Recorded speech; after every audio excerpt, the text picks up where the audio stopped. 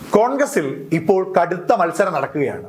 2026 നിയമസഭാ തെരഞ്ഞെടുപ്പിന് മുന്നോടിയായുള്ള ഒരു മത്സരം എന്ന് വേണമെങ്കിൽ പറയാം. അതിന്റെ പ്രധാന കാരണം കോൺഗ്രസിനുള്ളിലെ നേതാക്കന്മാരെല്ലാം ഇപ്പോൾ മത്സരിച്ചു കൊണ്ടിരിക്കുന്നത് KPCC അധ്യക്ഷ പദവിയിലേക്കാണ് എന്നുള്ളതാണ് ഏറ്റവും പ്രധാനപ്പെട്ട കാര്യം. അതായത് നിലവിലത്തെ KPCC അധ്യക്ഷനായ K സുധാകരനെ ആ സ്ഥാനത്ത് നിന്ന് മാറ്റി അവിടേക്ക് ആ സ്ഥാനം അലങ്കരിക്കുവാൻ മറ്റു പല കോൺഗ്രസ് നേതാക്കന്മാരും ശ്രമിക്കുന്നു എന്ന വാർത്തയാണ് ഇപ്പോൾ കോൺഗ്രസിൽ നിന്ന് തന്നെ പുറത്തു വരുന്നത്. കാലങ്ങളായി കോൺഗ്രസ് മുൻപോട്ട് വയ്ക്കുന്ന ഒരു ജാതീയ മത സമവാക്യം UDF കൺവീനർ സ്ഥാനത്തും പ്രതിപക്ഷ നേതാവിന്റെ സ്ഥാനത്തും KPCC അധ്യക്ഷ സ്ഥാനത്തും ഒക്കെ നിലനിൽക്കുന്നുണ്ട്. അതുകൊണ്ട് തന്നെയാണ് VD സതീശൻ പ്രതിപക്ഷ നേതാവായി ഇരിക്കുന്നത് കൊണ്ട് തന്നെ UDF കൺവീനർ സ്ഥാനത്തേക്ക് ഒരു ക്രൈസ്തവ സമുദായത്തിൽപ്പെട്ട നേതാവിനെ കൊണ്ടുവന്നുകൊണ്ട് KPCC അധ്യക്ഷ സ്ഥാനത്തേക്ക് MM ഹസൻ മത്സരിക്കുവാനുള്ള തന്ത്രപ്പാടുകളൊക്കെ പാർട്ടിക്കുള്ളിൽ നടത്തിക്കൊണ്ടിരിക്കുമ്പോഴാണ് നിലവിൽ സംസ്ഥാനത്തെ കോൺഗ്രസിൽ കാര്യമായ പങ്കൊന്നുമില്ല എന്ന് ഉറച്ച ബോധ്യമുള്ള രമേശ് ചെന്നിത്തല തന്റെ പാർട്ടിക്കുള്ളിലെ ബലം വർദ്ധിപ്പിക്കുവാൻ വേണ്ടി പ്രാദേശിക നേതാക്കന്മാരെ കൂട്ടുപിടിച്ചുകൊണ്ട് KPCC അധ്യക്ഷ സ്ഥാനത്തേക്ക് ഒരു ശ്രമം നടത്തുന്നുണ്ട് എന്നത് മറ്റൊരു പ്രധാനപ്പെട്ട വാർത്തയാണ്. അതായത് MM ഹസനും രമേശ് ചെന്നിത്തലയും ഒക്കെ കടുത്ത മത്സരമോടെ നടത്തിക്കൊണ്ടിരിക്കുമ്പോൾ രമേശ് ചെന്നിത്തലയെ KPCC അധ്യക്ഷ സ്ഥാനത്തേക്ക് കൊണ്ടുവരാതിരിക്കുവാൻ വേണ്ടിയുള്ള ശ്രമങ്ങളൊക്കെ VD സതീശന്റെ ഭാഗത്തുനിന്ന് ഉണ്ടാകുന്നുണ്ട് എന്ന വാർത്തയും പുറത്തു വരുന്നുണ്ട്. കാരണം ജാതീയ മത സമവാക്യങ്ങൾ കാര്യമായ രീതിയിൽ പരിഗണിക്കുകയാണ് എങ്കിൽ VD സതീശൻ പ്രതിപക്ഷ നേതാവായിരിക്കുന്നത് കൊണ്ട് തന്നെ മറ്റൊരു ഹൈന്ദവ മതത്തിൽപ്പെട്ട നേതാവിനെ KPCC അധ്യക്ഷ സ്ഥാനത്തേക്കോ UDF കൺവീനർ സ്ഥാനത്തേക്കോ കൊണ്ടുവരിക എന്നുള്ളത് VD സതീശന് വലിയ വെല്ലുവിളിയാകും. പ്രത്യേകിച്ച് രമേശ് ചെന്നിത്തല ആകുകയാണ് എങ്കിൽ പഴയകാല കോൺഗ്രസിന്റെ മുഴുവൻ കടിഞ്ഞാണുകളും രമേശ് ചെന്നിത്തലയുടെ കൈകളിലേക്ക് എത്തുകയും പ്രതിപക്ഷ നേതാവ് എന്ന സ്ഥാനത്ത് നിന്ന് ഒരുപക്ഷെ VD സതീശന് മാറി നിൽക്കേണ്ട സാഹചര്യങ്ങൾ ഉണ്ടാകാനുള്ള സാധ്യതയും ഏറെയാണ്. എന്നാൽ ഇപ്പോൾ ദളിത് പ്രാതിനിധ്യം കുറച്ചുകൂടി ഉറപ്പാക്കുവാൻ വേണ്ടിയുള്ള തന്ത്രപരമായ നീക്കമൊക്കെയാണ് മറ്റൊരു പ്രധാനപ്പെട്ട നേതാവിന്റെ ഭാഗത്ത് നിന്ന് ഇപ്പോൾ ഉണ്ടായിക്കൊണ്ടിരിക്കുന്നത്. അതായത് കുറച്ചുകൂടി വ്യക്തമായി പറഞ്ഞാൽ 2024 ലോക്സഭാ തെരഞ്ഞെടുപ്പിൽ 20-ൽ ഏകദേശം 10-ന് പുറത്തുള്ള MP ആർക്കും MP സ്ഥാനത്ത് നിന്ന് മത്സരിക്കുവാൻ താല്പര്യം ഉണ്ടായിരുന്നില്ല. അതിന്റെ പ്രധാന കാരണം 2026 നിയമസഭാ തെരഞ്ഞെടുപ്പിൽ സ്വാഭാവികമായും കോൺഗ്രസിന് കേരളം പിടിച്ചെടുക്കുവാൻ കഴിയുമെന്നുള്ള കോൺഗ്രസിന്റെ കണക്കൂട്ടലുകൾ തന്നെയാണ് 2024 നടന്ന ലോക്സഭാ തെരഞ്ഞെടുപ്പിൽ MP ആയി മത്സരിക്കുവാൻ ആരും താല്പര്യം പ്രകടിപ്പിക്കാതിരുന്നത്. അതിന് ചില പ്രധാന ഉദാഹരണങ്ങൾ മുൻപോട്ട് വെച്ചാൽ ആറ്റിങ്ങലിലെ കോൺഗ്രസ് സ്ഥാനാർത്ഥിയായിരുന്ന അടൂർ പ്രകാശ് ഒരു താല്പര്യവും മത്സരത്തിൽ പ്രകടിപ്പിച്ചിരുന്നില്ല എന്ന കോൺഗ്രസിലെ ചില പ്രാദേശിക നേതാക്കന്മാരുടെ ഭാഗത്തു നിന്നുള്ള അഭിപ്രായങ്ങൾ ഉയർന്നിരുന്നു. അതിനോടൊപ്പം തന്നെ കോൺഗ്രസിന് ബൂത്തിലിരിക്കാൻ ആള് പോലും ഇല്ലാതിരുന്ന പലയിടങ്ങളിൽ നിന്നും കോൺഗ്രസിന് വോട്ട് കിട്ടുകയും ചെയ്തു എന്ന് അടൂർ പ്രകാശ് തന്നെ KPCC യോഗത്തിൽ പറയുകയും ചെയ്തു. അതായത് അടൂർ പ്രകാശ് വരെ പരാജയപ്പെട്ടു പോകുമെന്ന് കരുതിയിരുന്നിടത്ത് കോൺഗ്രസ് വിജയിച്ചത് അദ്ദേഹത്തിന് താല്പര്യമില്ലാത്ത ഒരു വിഷയമായി തന്നെയാണ് അദ്ദേഹം പ്രകടിപ്പിക്കുന്നത്.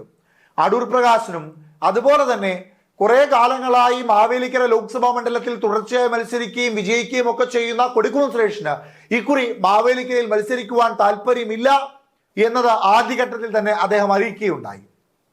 പരാജയ ഭീതിയും കാര്യമായി തന്നെ ഉണ്ടായിരുന്നിരിക്കണം. കാര്യം മാവേലിക്കര ലോക്സഭാ മണ്ഡലത്തിലെ 7 നിയമസഭാ മണ്ഡലങ്ങളും ഭരിക്കുന്നത് ഇടതുപക്ഷമാണ്. കൂടാതെ മാവേലിക്കര ലോക്സഭാ മണ്ഡലത്തിലെ നിയമസഭകളിൽ നിന്ന് മന്ത്രിമാരുമുണ്ട് നിലവിലത്തെ ഇടതുപക്ഷ സർക്കാരിൽ.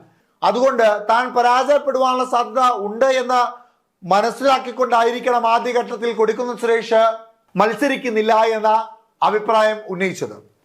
നിലവിൽ പാർലമെന്റിലെ ഏറ്റവും മുതിർന്ന നേതാവായ കൊടിക്കുന്നിൽ സുരേഷ് പാർലമെന്റിലേക്ക് മത്സരിക്കുന്നില്ല എന്ന് പറഞ്ഞതിന്റെ പ്രധാന കാരണം സ്വാഭാവികമായും പരാജയഭീതി തന്നെയായിരിക്കണം. പിന്നെ എന്തുകൊണ്ട് ഈ MP മത്സരിച്ചു എന്ന ചോദ്യത്തിനും കൃത്യമായ മറുപടിയുണ്ട്. ഇടതുപക്ഷത്തിന്റെ സ്ഥാനാർത്ഥികളുമായി ബന്ധപ്പെടുത്തി നോക്കുമ്പോൾ സ്ഥാനാർത്ഥി നിർണയത്തിൽ കോൺഗ്രസ് വലിയ താമസം ഉണ്ടാക്കിയിട്ടുണ്ട്. 2024 ലോക്സഭാ തെരഞ്ഞെടുപ്പിൽ സ്ഥാനാർത്ഥികളിൽ ആകെ മാറ്റം വന്നത് തൃശ്ശൂരും വടകരയിലും മാത്രമാണ്. ബാക്കി എല്ലാ ഇടങ്ങളിലും സിറ്റിംഗ് MP തന്നെയാണ് മത്സരിച്ചത്. സിറ്റിംഗ് MP തന്നെ മത്സരിക്കണമെന്ന നിലപാടും കോൺഗ്രസ് മുൻപോട്ട് വെച്ചിരുന്നു.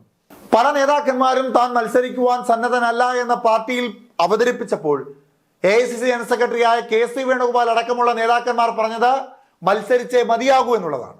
ആ കടുത്ത തീരുമാനത്തിന്റെ പുറത്താണ് പല സിറ്റിംഗ് MP പല ലോക്സഭാ മണ്ഡലങ്ങളിലും മത്സരിച്ചത്. അത്തരത്തിൽ മത്സരിച്ച ഒരു സ്ഥാനാർത്ഥിയാണ് കൊടിക്കുന്നിൽ സുരേഷ്. എന്നാൽ ഇപ്പോൾ കൊടിക്കുന്നിൽ സുരേഷ് KPCC അധ്യക്ഷ സ്ഥാനത്തേക്ക് വരുവാനുള്ള തന്ത്രപരമായ നീക്കങ്ങളൊക്കെ KC വേണുഗോപാൽ വഴി നടത്തുന്നുണ്ട് എന്നുള്ള വാർത്തയാണ് ഇപ്പോൾ പുറത്തു വരുന്നത്. സ്വാഭാവികമായും നിലവിൽ ലോക്സഭയിലേക്ക് മത്സരിച്ചിട്ടുള്ള നേതാക്കന്മാരെല്ലാം കോൺഗ്രസിലെ ഏറ്റവും പ്രധാനപ്പെട്ട മുതിർന്ന നേതാക്കന്മാരാണ്. ഇവരെല്ലാവരും മത്സരിക്കുവാൻ സന്നദ്ധത പ്രകടിപ്പിച്ചിട്ടില്ല എങ്കിൽ 2026 നിയമസഭാ തെരഞ്ഞെടുപ്പിൽ കോൺഗ്രസിന് വലിയ തലവേദനകൾ ഉണ്ടാകുവാനുള്ള സാധ്യത ഏറെയാണ്. നിലവിൽ നിരവധി ഗ്രൂപ്പുകളും പാർട്ടി ഉൾപ്പോരുകളും ഒക്കെ നടന്നുകൊണ്ടിരിക്കുന്ന കോൺഗ്രസിൽ പാർലമെന്റിലേക്ക് വിജയിച്ചു പോയ എംപിമാർ ഇവിടേക്ക് അവകാശവാദം ഉന്നയിച്ചു കൊണ്ടുവന്നാൽ അത് കോൺഗ്രസിന് വലിയ തീരാവേദനയായി മാറുക തന്നെ ചെയ്യും. അതുകൊണ്ട് ഹൈക്കമാൻഡിന്റെ കടുത്ത നിലപാടിന്റെ പുറത്താണ് ഒട്ടുമിക്ക എംപിമാരും പാർലമെന്റിലേക്ക് മത്സരിച്ചത്. ആ സാഹചര്യത്തിലാണ് ഇപ്പോൾ കേരളത്തിലേക്ക് മടങ്ങി വരുവാനുള്ള തന്ത്രപരമായ നീക്കത്തിന്റെ ആദ്യഘട്ടമായി കൊടിക്കുന്നിൽ സുരേഷ് KPCC അധ്യക്ഷ സ്ഥാനത്തേക്ക് നീക്കങ്ങൾ നടത്തുന്നത്. കൂടാതെ അദ്ദേഹത്തിന്റെ കഴിഞ്ഞ കാലങ്ങളിലെ ഭൂരിപക്ഷം പരിശോധിച്ചാൽ വിജയസാധ്യത കുറഞ്ഞു വരുന്നു എന്നുള്ളത് പ്രകടമാകുന്നുണ്ട്. 2014 തെരഞ്ഞെടുപ്പിൽ 4,21,432 വോട്ടുകൾ നേടി 4.25% വോട്ടുകൾ നേടി ജയിച്ച കൊടിക്കുന്നിൽ സുരേഷ് 2019 ലോക്സഭാ തെരഞ്ഞെടുപ്പിൽ അത്ര വലിയ തരംഗം നിലനിന്നിട്ടും കോൺഗ്രസിലെ വിജയിക്കില്ല എന്ന് വിചാരിച്ചിരുന്ന നേതാക്കന്മാരെല്ലാം തന്നെ മികച്ച ഭൂരിപക്ഷത്തോടു കൂടി വിജയിച്ചപ്പോഴും കൊടിക്കുന്നിൽ സുരേഷിന് അധികമായി നേടുവാൻ സാധിച്ചത് 0.11% വോട്ടുകൾ മാത്രമാണ്. അന്ന് അദ്ദേഹം കരസ്ഥമാക്കിയത് 4,40,415 വോട്ടുകളാണ്.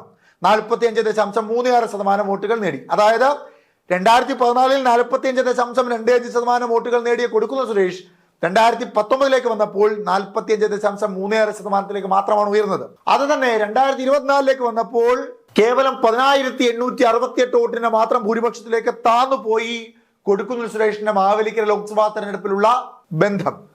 3,69,516 വോട്ടുകൾ മാത്രമാണ് 2024 കൊടിക്കുന്നിൽ സുരേഷ് നേടിയത്. അതുകൊണ്ട് നിലവിലത്തെ സാഹചര്യത്തിൽ 2029 ലോക്സഭാ തെരഞ്ഞെടുപ്പിൽ കൂടി മത്സരിച്ച് MP ആകുവാൻ സാധിക്കില്ല എന്ന് ബോധ്യമുള്ള കൊടിക്കുന്നിൽ സുരേഷ് 2026 കോൺഗ്രസിന് വളക്കൂറുള്ള മണ്ണായ കേരളം മാറിയിരിക്കുന്നു എന്ന ബോധത്തിന് പുറത്തു തന്നെ KPCC അധ്യക്ഷ സ്ഥാനത്തേക്ക് കടന്നു വന്നുകൊണ്ട് ഒരു നീക്കം നടത്തുവാനുള്ള തന്ത്രപരമായ ചുവടുവെപ്പുകളാണ് ഇപ്പോൾ നടത്തിക്കൊണ്ടിരിക്കുന്നത് എന്ന് കോൺഗ്രസിന്റെ ചില പാളയങ്ങളിൽ നിന്ന് വിവരം ലഭിക്കുന്നുണ്ട്. എന്തായാലും കാത്തിരുന്ന് കാണണം കോൺഗ്രസിനുള്ളിൽ K. സുധാകരനെ മാറ്റി KPCC അധ്യക്ഷ പദവിയിലേക്കുള്ള കോൺഗ്രസ് നേതാക്കന്മാരുടെ പോരും. അവിടേക്ക് രമേശ് ചെന്നിത്തലയാകുമോ, MM ഹസൻ ആകുമോ, ഇനി അതല്ല ദളിത് പ്രാതിനിധ്യം മുൻപോട്ട് വെച്ചുകൊണ്ട് കൊടിക്കുന്നിൽ സുരേഷ് ആകുമോ അടുത്ത നേതൃനിരയിലേക്ക് എത്തുക എന്ന് കണ്ടറിയാം.